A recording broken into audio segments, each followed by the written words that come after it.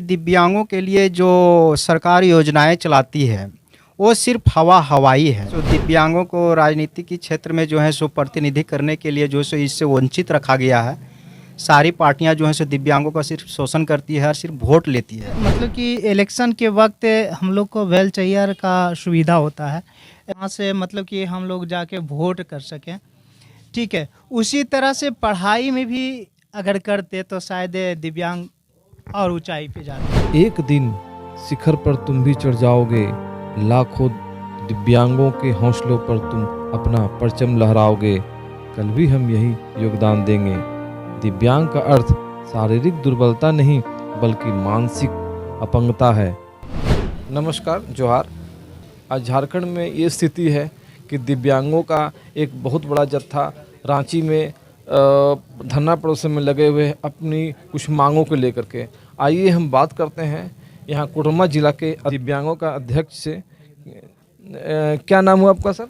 मेरा नाम योगेंद्र कुमार पंडित है। और संतोष जी, मैं आपको बहुत बहुत धन्यवाद देते हैं कि आज अंतर्राष्ट्रीय दिव्यांग दिवस के अवसर पर आपने हम लोग को ये मान सम्मान दिए और हम लोग को बीच में हमारी समस्या को जानने के लिए आए। इसके लिए आपको बहुत बहुत धन्यवाद देते हैं। योगेंद्र जी, यहाँ जिले के स्वास्थ्य विभाग में बहुत सारे दिव्यांगों को बहुत सारे जो प्रमाण पत्र, दिव्यांग प्रमाण पत्र दिया जा रहा है, उस सूची में क्या यहाँ के सारे दिव्यांगों का सूचीबद्ध किया गया है? देखिए, जो जिला स्तरीय मेडिकल बोर्ड दिव्यांगों के लिए लगता है उसमें अभी तक जो है सो 7,500 के करीब जो है सो दिव्यांगों को रजिस्टर्ड किया गया है। और कुछ और भी ऐसे दिव्यांग हैं जिसको अभी प्रमाण पत्र जारी नहीं किया गया है और वो लगातार अभी प्रमाण पत्र के लिए कैंप चालू है और दिव्यांगों को प्रमाण पत्र जारी किया जा रहा है।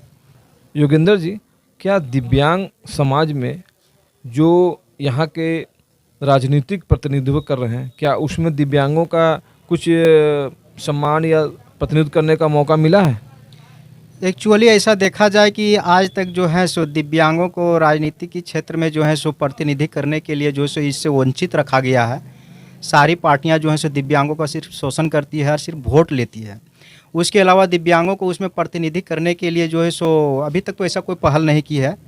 और मुझे जहाँ तक लगता है कि सिर्फ दिव्यांगों को शोषण किया जा रहा है इस क्षेत्र में। तो क्या आपको ऐसा लगता है कि यहाँ की सरकारें जो वादा करती हैं वो दिव्यांगों के लिए कि रोजगार दिया जाएगा, जबकि यहाँ की सरकार ये भी बताती है कि जितने भी पद हैं उसमें दिव्यांगों के लिए सब खाली पद हैं, लेकिन फिर भी रोजगार की कोई यहाँ पर निकाला नहीं जा रहा वैकेंसी। देखिए, ऐसा है कि दिव्यांगों के लिए जो सरकार योजनाएं चलाती है वो सिर्फ हवाई है। दिव्यांगों के लिए अगर सच में देखा जाए तो ऐसा कुछ भी धरातल पर उतरा नहीं है।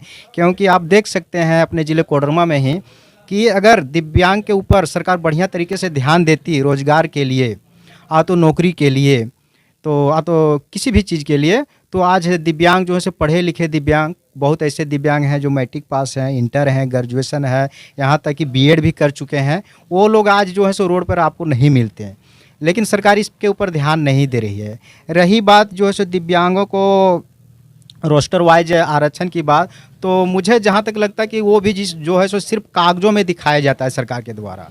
आज तक किसी भी दिव्यांग को, जो ज़रूरतमंद दिव्यांग है, जैसे 2 बोथ लेग वाले हैं, आँख से दिव्यांग हैं, कान से बहरे दिव्यांग हैं, इन लोग को देखिएगा कि कहीं भी आज जो सो किसी भी ऑफिस में नहीं रखा गया है। तो मुझे लगता है कि अभी भी दिव्यांगों को जो है सो वंचित इस सब चीज़ों से रखा जा रहा है। आप यहाँ के दिव्यांग समाज के जिला अध्यक्ष हैं, तो आप इसमें क्या कुछ पहल किए हैं?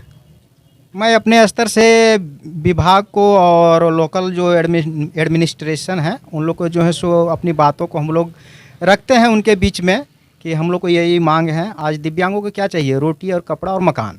अगर ये तीनों चीज़ हम लोग को मिल जाएगी तो बहुत अच्छा है, लेकिन इस पर हम लोग पहल किए हैं, लेकिन उस पर अभी तक धरातल पर उतरा नहीं गया है। सिर्फ हम लोग की बात को सुना जाता है, आश्वासन मिलता है।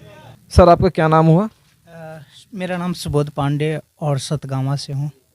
सर, आपको क्या ऐसा लगता है कि दिव्यांग को सामाजिक और आर्थिक विकास के लिए यहाँ की सरकार कुछ कर रही है? जी, यहाँ के सरकार तो शायद दिव्यांगों को वंचित ही रखती है, इसके सिवा तो कुछ करती नहीं है। जिस तरह से मतलब कि इलेक्शन के वक्त हम लोग को व्हील चेयर का सुविधा होता है, यहाँ से मतलब कि हम लोग जाके वोट कर सकें, ठीक है। उसी तरह से पढ़ाई में भी अगर करते तो शायद दिव्यांग और ऊंचाई पे जाते। और मतलब कि बहुत ऐसे चीज़ें जैसे पढ़ाई में और रोज़गार में, रोज़गार वगैरह भी नहीं मिल पाता है। यहाँ तक कि जो आरक्षण मिला है 3%, अगर पंचायत लेवल पे भी दिया जाए तो शायद बहुत से दिव्यांग रोज़गार से जुड़ सकें, लेकिन ऐसा तो कुछ भी नहीं होता है। आर्थिक स्थिति कैसे सुधरेगा जब सरकार ध्यान नहीं देंगे ये सब चीज़ों पे, तो सुधरेगा ही नहीं, ठीक है। तो दिव्यांग आज भी दिव्यांग ही हैं, ठीक है। जहाँ तक है जो पढ़े लिखे दिव्यांग है, जो कुछ करने में सक्षम है, वो अपना अपना रोज़गार करके खा रहे हैं। बाकी सरकारी फंडा तो कुछ भी मिल नहीं पा रहा है। मतलब इनका कहने का मतलब ये है कि सरकार जो 1000 रुपया दे रही है, वो 1000 रुपया से क्या होगी। कहने का मतलब कि कुछ रोज़गार दें जिससे मैं अपने पैरों पे खड़ा हो सकूं, किसी का मुझे सहारा लेने की ज़रूरत नहीं हो।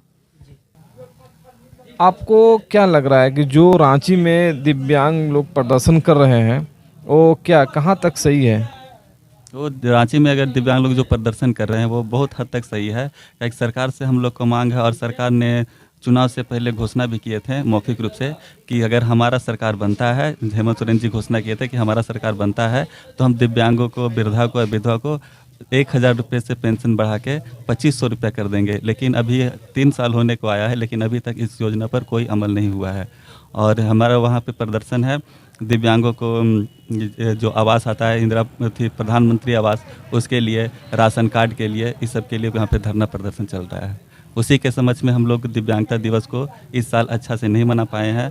और हमारा कहना यह है कि सरकार केवल 3 दिसंबर को ही दिव्यांग को खोजने पुछाड़ने का काम करते हैं। उसके बाद साल भर दिव्यांग कहाँ जा रहा है, क्या कर रहा है, इसका कोई जानकारी नहीं रखती है।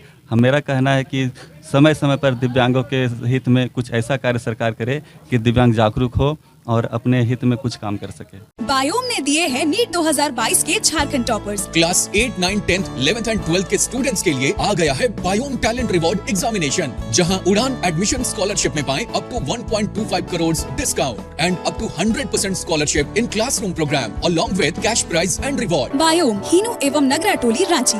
विवेकानंद विद्या मंदिर स्कूल एक CBSE affiliated English medium coed school है। हम शिक्षा के साथ संस्कार देते हैं। The followup.in. Like, share and subscribe. www